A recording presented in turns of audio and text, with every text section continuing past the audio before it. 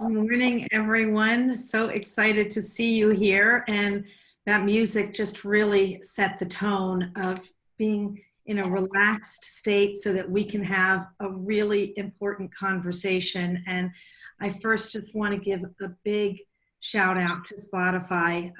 Thank you so much for your incredible partnership in launching this conversation series together.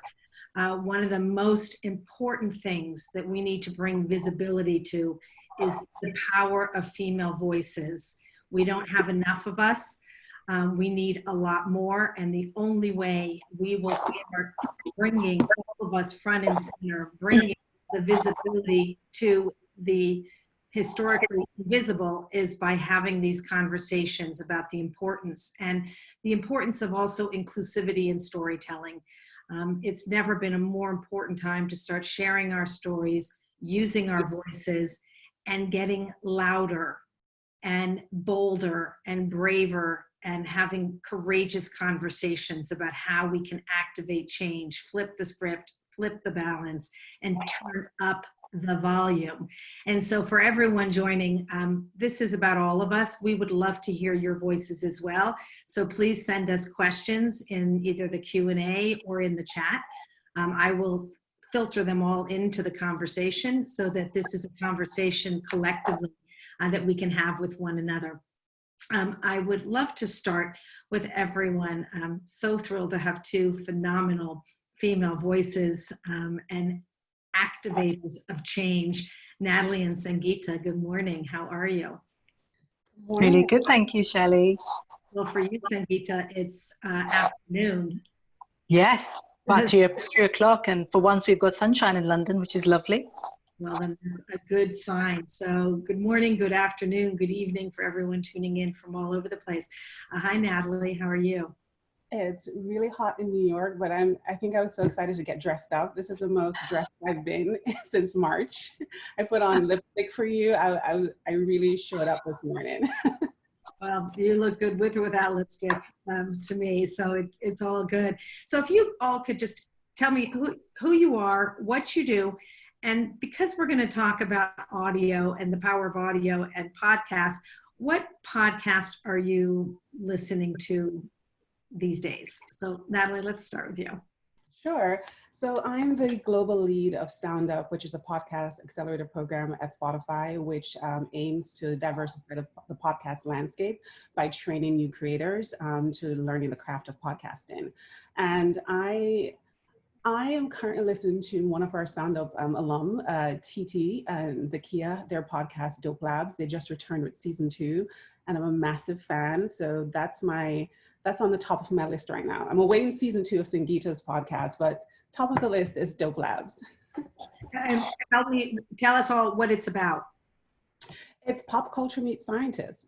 It's science, pop culture, and everything. It's like episodes on Beyonce and if Wakanda was real, and the science behind is science neutral. For the new season, they talk about the bias within our science, the sciences, and how we approach it, and how important it is to have diversity in science. But it's also fun episodes about, if Wakanda was real, is there metal that could do these fun things?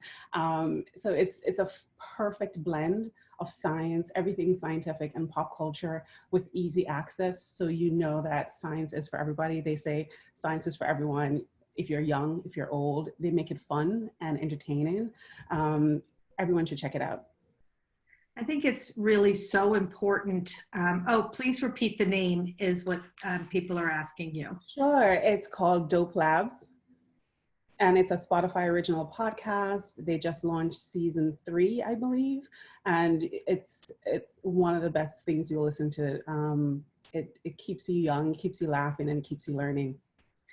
Keeping you young. Age is a mindset, that is for sure. Sangeeta, hi, tell us who you are, what you do, and what podcast, other than yours, you're listening to. Hi, I'm Sangeeta Pillai. I'm the host and the creator of Masala podcast. Now, I don't know if you can tell, but I'm Indian. I live in Britain. And the culture that I come from, we don't talk about a lot of things. We don't talk about sex or sexuality or periods. So what Masala podcast does is bring those conversations front and center So I interview amazing South Asian women in each episode. So there's burlesque dancers and there's drag queens and there's all sorts of things on the podcast. So that's what Masala podcast is about. I am currently listening to Esther Perel's Where Should We Begin, which I absolutely adore. I happen to kind of find her. Oh my God. I'm sure you all know what it is, but it's like being a fly in the wall of a therapy session with a couple. And what I love is it's very authentic, it's very vulnerable, it's very human. And there are so many things you connect when you think, oh my God, I do that thing too. And I love how she gets under the skin of people. It's really human. That's what I love about it. Well, I mean, you know, one of the most important things about taboo topics is they wouldn't be taboo if we talked about them and made them sort of just mainstream conversation, which we're going to get a lot into in this conversation. But Natalie, before we get deep into the conversation, can you set the tone, the landscape of, you know, really podcast evolution, and also, you know, why diversity matters so much, you know, where we are in this area of diversity in podcasts? Sure. I mean, unfortunately, podcast is still largely male and largely white, both on the consumer and the creator side. On the consumer side, I think Edison researched their Infinite Dial study. They said, I think on the consumer side, it's 66% consumption is from white audiences. And on the creator side, there's a 2018 study that said only 22% of podcasts are authored by women. And when you go to women of color, the number is even smaller. So it's pretty, we have a long ways to go. The one promising data point that I like to think about though is the fact that when you think about all audio, when you think about music and radio, podcasting is only around 17 and 18%. So it's still early in the journey where we can make significant change. So if we start thinking about diversity now, we can avoid things like Oscar so white or Emmy so white. This year there was an anomaly where it's a bit more diverse, but we have an opportunity to really start shaping the kinds of stories we're telling, who the people at the center of the stories that we're telling. So it's currently very white, but I think we can make change if we start having the conversations now. Why is that though? Like, you know, here's this new opportunity with audio, which is so incredible because it lets you, you know, use your imagination. Why has it been lacking diversity? Is it that, you know, women and women of color were afraid to use our voices, or we're not aware, or, you know, why are we in this, you know, lack of representation today? You know, quite frankly, I think it's the legacy of public radio. If you look at early podcasting, it was the NPRs, WNYCs, and it was just largely very affluent, very male, very white, and this is radio. And in the UK, the BBC legacy, right? Public radio just was not very diverse. And as you see people discovering more podcasts, you see little pockets of diversity seeping in. But I do think it's a legacy of the structure. It comes from journalism, it comes from public radio. And that wasn't something that, while the entry to the medium is quite easy, there was a stigma around it, right? It was like, you have to be a journalist and you have to have this kind of, you know, NPR background. And the more that you have platforms like Anchor, where the barrier to entry is easier and people are realizing that you can tell your own story, you're starting to see that shift. But really, I think it's just a legacy of public institutions like the BBC and NPR, where that was just how the medium evolved, and people had this stereotype of what podcast it was. I think we have to also, and we're going to get to solutions, you know, as we go through this, but I think it's also not thinking about the evolution. It's thinking about a new platform, opening the door for new opportunities. Like, I look at social media, and that is really reflective of everyone, because everyone just goes on and starts using their voice. I think we have to think about podcasts that same way if we want to leapfrog, you know, from evolution, because evolution takes a long time of training and education that, you know, it's okay. Podcast is a whole new medium that we don't have to come from where we were to where we're going. We can be fully engaged and fully present now. So for everyone tuning in, anyone can, learn how to do this. And Natalie is going to give us some tips of effective podcasting. But let's go to Sangeeta, because, for you, what was your moment of bravery to say, I'm going to do a podcast? And by the way, not only am I going to do one, but I'm going to do another one. What was that moment for you? I think I wanted to touch upon what you just said, which is, why is it that we don't have women of color podcasting? So if you imagine, like, someone like me, I grew up in the slums of Mumbai, right? So for someone like me to believe that what I had to say had any value, for someone like me to believe that what I said meant something, that I had the right to say the things I had to say, and that other people would want to listen to me, is a huge shift. So that's where it begins, first of all, because if the world is seen through a white lens, which, let's face it, is primarily the way it is in Britain, it is in a lot of places in the world, it's very difficult for us to believe that that exists. So for me, I think when I started Soul Sutras and I was looking at different ways to reach my audience, South Asian women, I was doing workshops and theater and books. I was looking for a medium that was more intimate. And I literally found podcasting. I didn't know it existed. I was on Google saying, what is a podcast, about 2.5 years ago. That shows you how far the evolution is. And I thought it was something that white men did. White men talking about football. That's what podcasting was about for me. Because that's all I'd seen. We have so many other channels for that. Exactly. And there's a lot of men doing that, far fewer women like me doing that. So I thought podcasting was super interesting because it was so intimate. I could be in someone's ear, in their car, as they travel to work, on their commute, in the gym. There were so many ways. And because the conversations I was having were so intimate about kind of emotional troubles of being South Asian, about taboos, about periods, about menopause, things like that we didn't really talk about, it really appealed to me as a medium. And again, it offers a sense of safety because no one else can really hear what you're listening to. So it's you and the podcaster and their guests. So it's like sitting with the girls and having a bunch of cocktails and telling them. So that's kind of where it started for me. And I literally stumbled across Spotify Sound Up the night before the entries closed. And I was like, oh, maybe I'll try this thing. I don't know how to do this, but I'll go ahead and do it anyway. And to my shock and surprise and pure joy, I got into the program. And that's how it started for me. That's incredible. And we're going to come back because I want to talk about, all of your podcasts, and I want to go a little deeper into taboo topics. I mean, as the chief troublemaker over here, that sounds really good to me. But Natalie, tell everybody about the Sound Up program, because, look at what you've created, opening up the door. And it really starts with opening the door, welcoming everyone in, and encouraging people like Sangeeta, which thank goodness you're doing that, because I couldn't even imagine not hearing your voice and, your perspective and your experiences and where you're coming from. So tell us more about the program.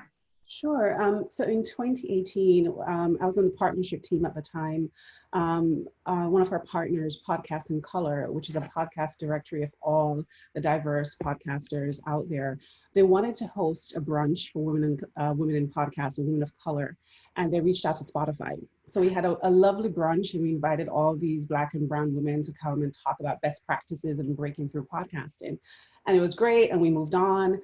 And then a few months later, our social impact team said, well, we're doing so much work in podcasting. Can we help you do anything? Would you want to do anything with the social impact team? And I said, well, we had this thing and it was so impactful and people were so moved.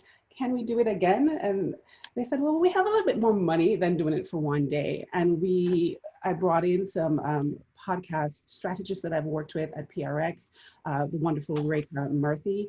And we sat down together and we built a curriculum for a week-long training program. And the idea was that we were going to bring diverse creators into a room from all over the country. And we're going to create something that's competitive enough that someone's going to spend a week with us. It's going to be worth your while. If you're going to stop your life for a week to go to this thing at Spotify, it should be worth it, right? We're going to bring the best speakers across. NPR and This American Life and self-starters and people doing it by the bootstrap and getting their perspectives to teach these new creators how to do it and how to do it effectively. And that's how the concept was born. And we did this in the US, and it was a US, it felt like a US problem. And before we launched the application process, and we received 18,000 applications. So there was definitely a need. Right. So we were overwhelmed, and oh God, we have to build a bigger ship. This is real. This is happening. And a few months later, we did the same thing in the UK. And that's when I had the pleasure of meeting Sangeeta. And we had to create a process around this, because every market is different, right? There are different underrepresented creators for different market. So we had to do the work and not make assumptions. So every market that we go into, we do the work, we understand the landscape. We're bringing partners and speakers that are familiar with the landscape, that can be effective in training each market. We don't make assumptions.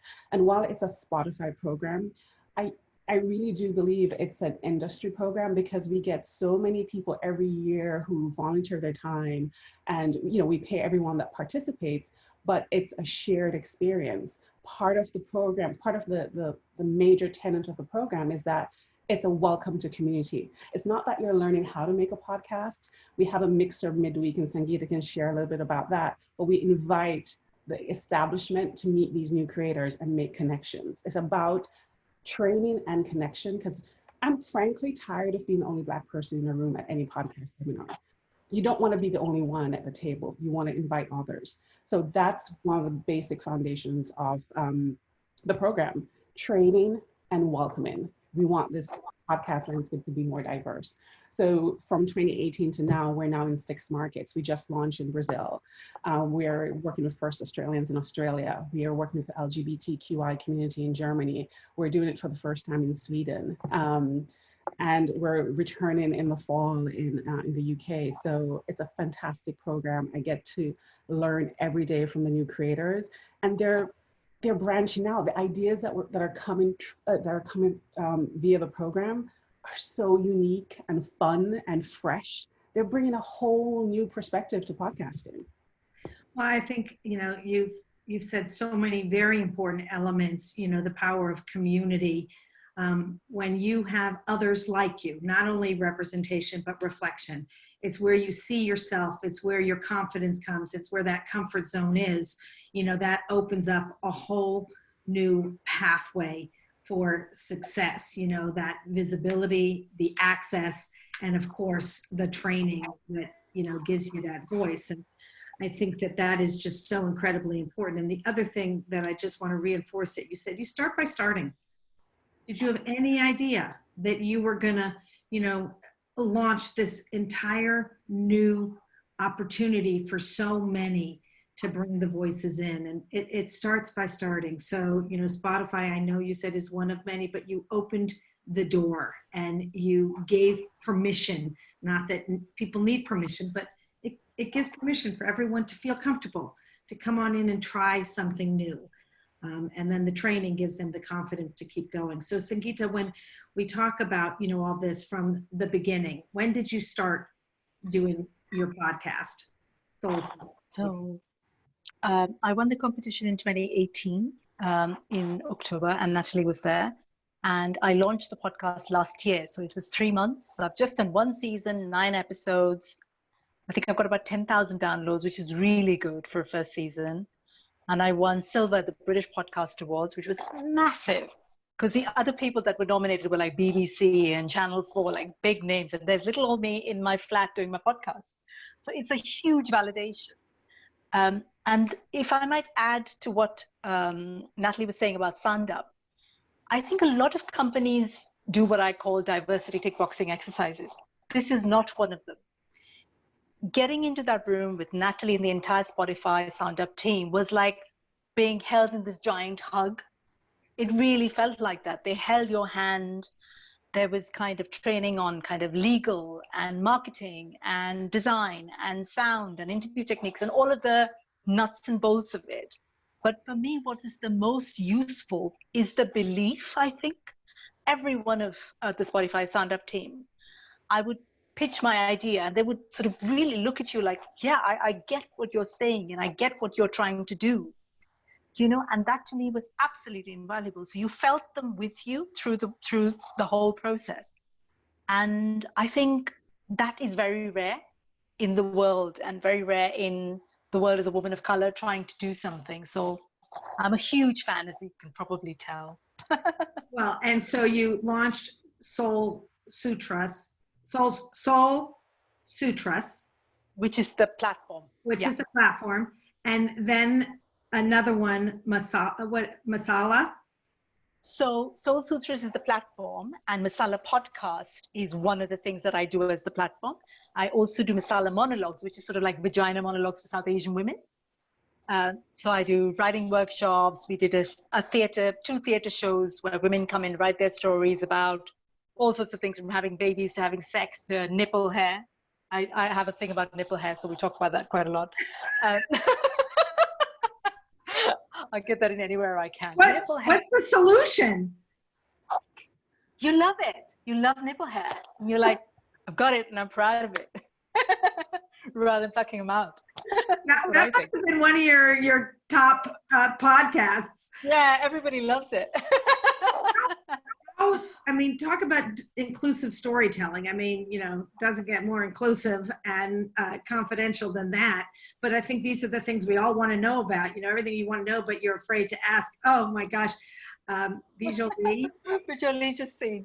Yeah. Isn't that true, Bijoli? Like Asian women, we have a lot of hair everywhere, including on our nipples and every other part of our body. So, you know, it's one of those things I'd be really embarrassed about when I was a teenager. I was like, oh my God, why am I sprouting hair everywhere? And you think, oh my God, this is just my body and you've got to just accept it. So it's stuff like this, I think, that connects women in cultures and that forms this kind of bond where you feel like, oh, I'm not alone. And I am seen and I am heard and I'm part of this community. And I think that's what podcasting and any kind of venture like this does. Yeah. And, you know, have you had any, you know, now that you're so bold in talking about these taboo topics to make them, you know, mainstream topics, have you gotten any backlash from your community that you are, you know, talking in this way, you know, so honestly and so directly? Sometimes I do. I get the odd messages from Indian men, usually, which I usually ignore. But it's very, if I get a lot of messages from women in the community, like emails and social media and things like that. And it is hugely, hugely positive. So I think the one or two negative messages, I don't even look at them because it's just so trivial. And when you look at kind of what it's doing and the things women are saying, they're saying things like, you know, I feel less alone, or you've talked about this thing and it's been bothering me, you know, for so many years. Or, you know, things like your podcast is like a light in the darkness for me. You know, things, they're huge. So I do get the odd negative message, but I tend not to kind of take that too seriously because, you know, people will talk. And do you find with you using your platform and your voice, you are inspiring more, you know, Indian women to do the same? Do we see more podcasts? We're going to talk about women in color in general, but Indian women, are you seeing more women coming into podcasts now? Definitely. I think even in the last sort of 2 or 3 months, I've had at least 8 women contact me to say they're developing or want to develop a podcast. And, you know, where did I start and how did I start and what is the process? So I think the more we see women like us do the thing, the more you think, oh yeah, she does it, I can do it too. And I think that's the power of this kind of work. It makes it possible where something, what Natalie was saying, where before it was like you had to be from the BBC or NPR to do something like this. And it's now like, oh, I can do this too, you know? And that's the power of this. I think it's amazing. Katie is asking a question, Natalie, with you. How do you feel like authenticity and transparency play a role in inclusive storytelling? It's 110% one of the most important part of storytelling. It's not just enough to tell diverse stories, but centering the subjects at the heart of their story. You don't want to just hear a story about a certain community. You don't want to hear just about Ferguson, but you want to hear about person at the heart of their own story. I don't want you to tell me about their journey, but centering that person, you want to hear the uniqueness of their accent and their voice. It's, you, I think Sangeeta said it best, audio is so intimate. If it's not authentic and true, the audience doesn't want it. You want to hear stories in their own voices, and they're at the center of their own stories. You don't want to tell stories that re-traumatize. You don't want to tell stories that victimize. You want to create stories that put the subject at the heart of their own story. I often share, I listen to so many podcasts, but at least once a week, I listen to a podcast, a Jamaican podcaster called Tammy Chin. She has a podcast called Tammy Tackles Everything. She's a mom and an entrepreneur. I'm neither of those things, but I love hearing her accent. It brings me home. It centers me. There's a certain calm that I get with her anecdotes and her stories because I can relate, and it just brings me joy. You have to be authentic. If you know your audience and you want to reach them, you have to speak directly to them in a way that's true and rings true to your audience. Others will come. You might find a bigger audience, but your core audience, you have to serve them in an authentic way.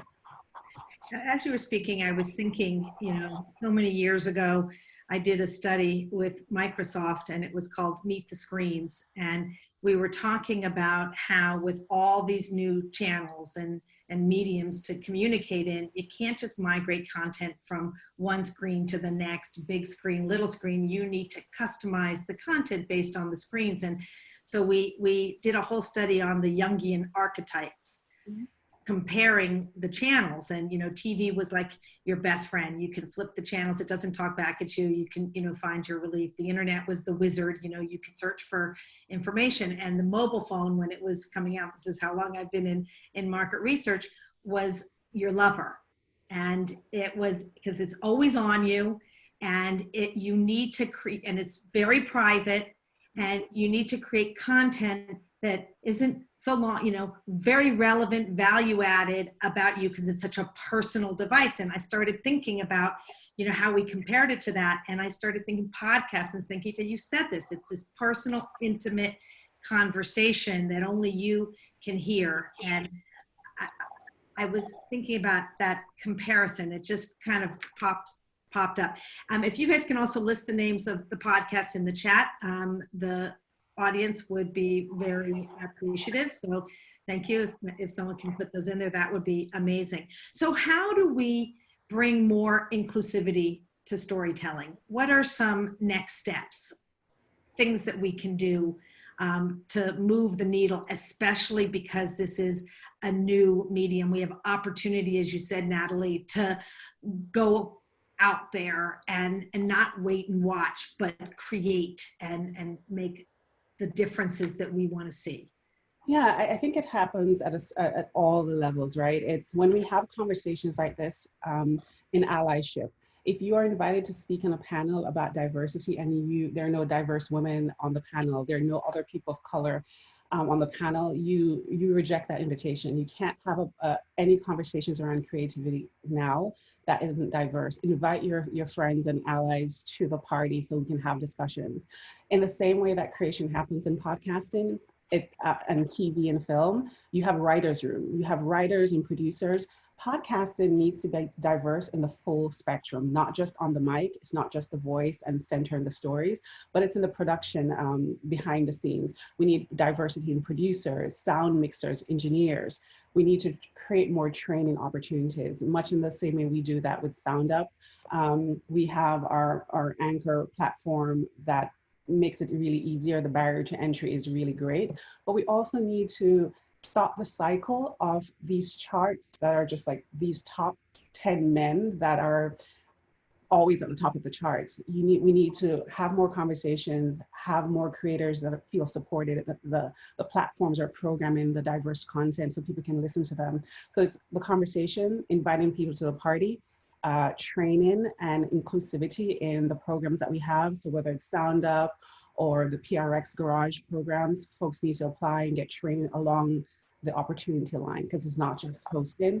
So I think those are a few quick things I think we should start, but really the conversation is so important, and being true allies and inviting people to the conversation. I don't want to go to any more podcast festivals and conferences where I can like spot the other diverse person across the hall. It needs to be diverse across the pipeline. Well, I think, and it starts right here, let's also on our social channels start bringing visibility and awareness to, diversity in podcasting and start sharing them out. So, let's push also, because a lot of it starts with just awareness, for listening, and putting it out there. Sangeeta, what are some tips that you've learned podcasting now, for over a year that you can share with everyone else? Like, 5 tips that have helped you, or that, you've had to make a few mistakes. Share those so that we can jump ahead of that. Yeah. Top tip, don't get worried about when you Google how to find podcasting kit. Get scared by all these men on YouTube who buy thousands of dollars worth of kit that takes up a whole room. You don't need any of that. You can create a podcast with your phone or a little mic, so don't worry about that. Top tip. Another one, you've got what it takes already. So don't worry about getting the thing that people will listen to and come back to listen to is you, the unique thing that you're able to say, that nobody else is able to say and bring. And that is the power of what you're creating. So believe in that, kind of anchor yourself to that. The third thing would be read up, sort of see what other people are doing. There are loads of ways of creating new podcasts. It is, there's the basic interviews, and there's this, and there's like soundscapes, and all sorts of things. So go listen to a lot of podcasts, see what makes you happy, and chances are other people will love it. But really coming back, I can't stress enough, is your voice is unique. What you have to say is unique, and people want to hear it. So trust in that. Be you. Oscar Wilde says, be yourself because everyone else is taken. And the best stories are the real stories. You can't make that up. These real life experiences, like you said, Sangeeta, being from India, like you didn't think your stories would want, that people would want to hear them. Oh, yes, we do. It's to be in your shoes because we're not there. Those are the most, the best stories are the real stories, the authentic stories, the ones that come from your heart, from real life experiences. If someone had said to me, Shelley, when I was 5 years old, that I'd be recording things about my childhood on a podcast in England all of these years ago, I wouldn't believe it. And that's the power of it. So I'm interviewing women like me, but I'm also talking about my stories on the podcast. Tell me, that's the power of it. Tell us a story. So one of the things I just recorded yesterday was about how for South Asians, food is the language of love. We find it very difficult to say, I love you, which is probably the opposite of, say, if you're American, you're able to express yourself a little bit easier. So we show love through food. So, for example, my mum would never say, I love you, but she'd say, oh, here's this chicken curry that I know you really, really like. So I spent 4 hours making this for you on this particular copper-plated dish. So those are the things I talk about. I talk about the fact that she'd grate coconut on this serrated blade that looked like some medieval instrument of torture. But she'd sit on it and she'd grate the coconut every single day. I talk about it on the podcast. So those are the stories I say. Wow. I mean, where do you get that perspective? That's not in a cookbook. I can tell you that much. I mean, that is from real life experiences. That's fantastic. Tell mom, I'd like to be shown that love too. I'd like to have some of those dishes. They sound delicious.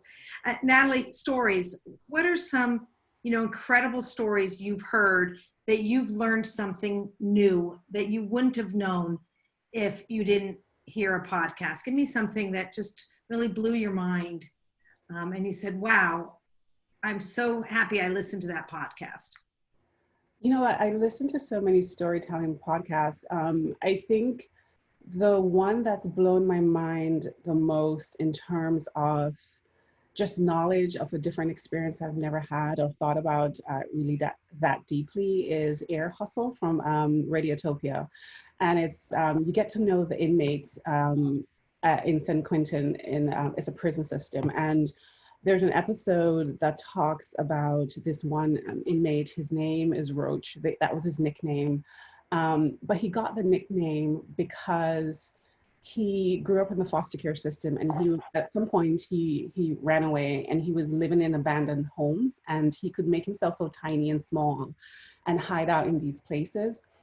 But it was falling in love with this art of storytelling of people that you started out thinking, okay, do I want to listen to the story because I don't know what crime they committed? You want to kind of frame this narrative with like, are they, redeemable? But the podcast is so powerful. The storytelling is so powerful. You learn to not think about the crime. You fall in love with individuals. So it's less about a fact, but just that human emotion of connecting with someone who has a whole different experience.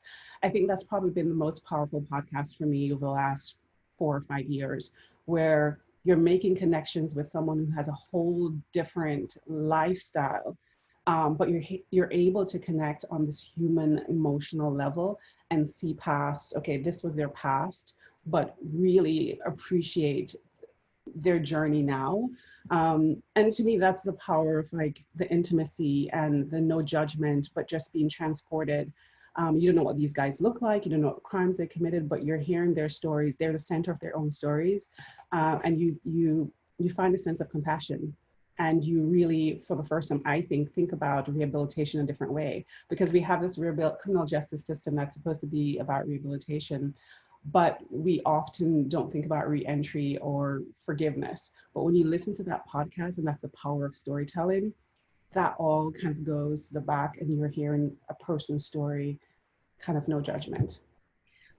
I just loved listening to you tell the story about the story, which gave me that emotional connection. And I was thinking, by having the audio, it also eliminates the judgment right away, the stereotypes, the biases that we form by seeing something versus hearing something. It allows you to visualize from a whole new perspective, which I think is truly the power of inclusive storytelling. And will you please repeat the name on the prison podcast?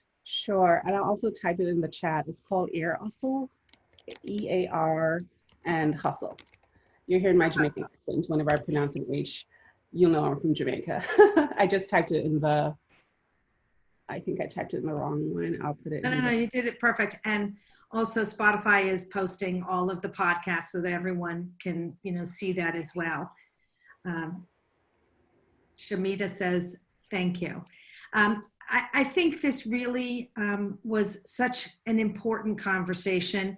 We have talked about the power of female voices, why we need more diversity in storytelling, why it is so important to realize that your voice matters and that we all want to hear from you. It brings a whole new perspective, a whole new dimension to living, learning experiences.